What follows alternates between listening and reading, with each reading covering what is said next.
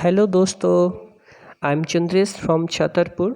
आज के इस वीडियो में पढ़ेंगे सीबीएसई क्लास 10th की first poem dust of snow, जो कि लिखी गई है रॉबर्ट फ्रॉस्ट के द्वारा। इस पोयम से हमें यह पता चलता है कि कई बार ऐसा टाइम होता है कि हम लोग अपनी लाइफ से परेशान होते हैं और सारी उम्मीदें जो हम लोगों के पास होती हैं वो हम खो देते हैं, डिस्प्रेस्ड हो जाते हैं और लास्टली ऐसा लगता है कि हमारे पास अब कोई रास्ता नहीं बचा है।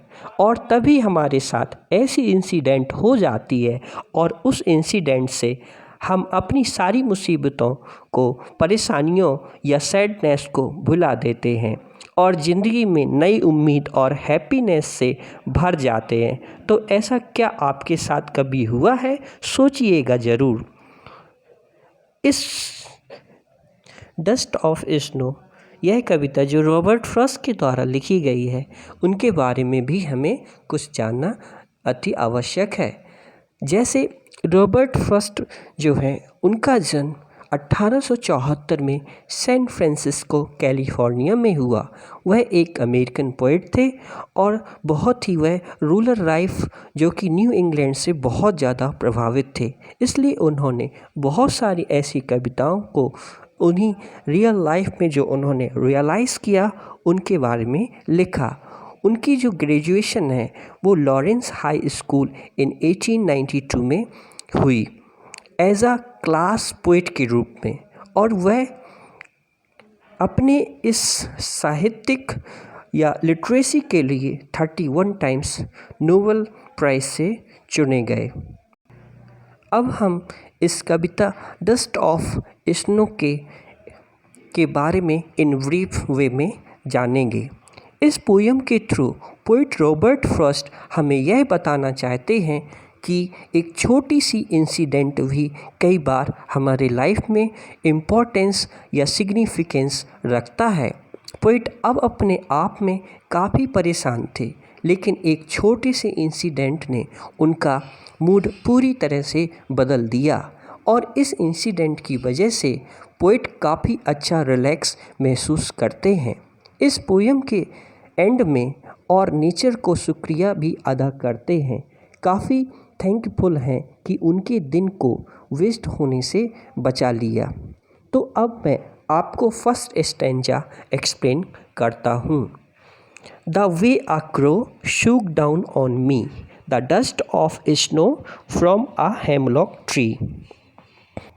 यहाँ पर क्रो मीन्स होता है कौवा, जो कि काला कलर का होता है और यह दुख का प्रतीक होता है। शूक जो है वह सेकंड फॉर्म शेक की हुई है, जिसका अर्थ होता है हिलाना।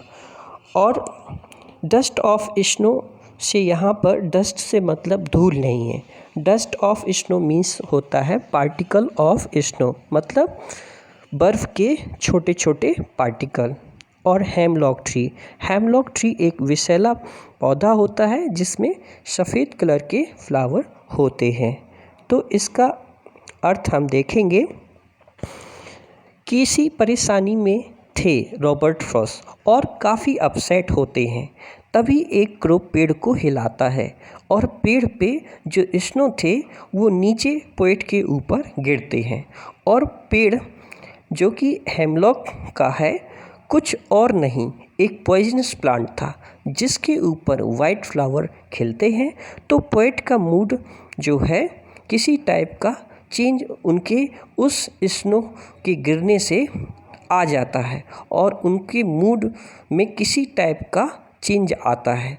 तो जब वो सॉफ्ट स्नो पोएट को छुआ तो पोएट उसके इस सॉफ्ट ठंडी एहसास से वो अपने आप में एक फ्रेशनेस काफ़ी अच्छा महसूस करने लगते हैं, बिल्कुल रिलैक्स्ड एंड रिफ्रेश्ड सा महसूस करने लगते हैं।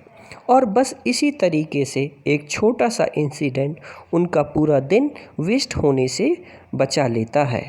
और यदि ऐसा नहीं होता तो शायद वो इस बात को रिग्रेट करते।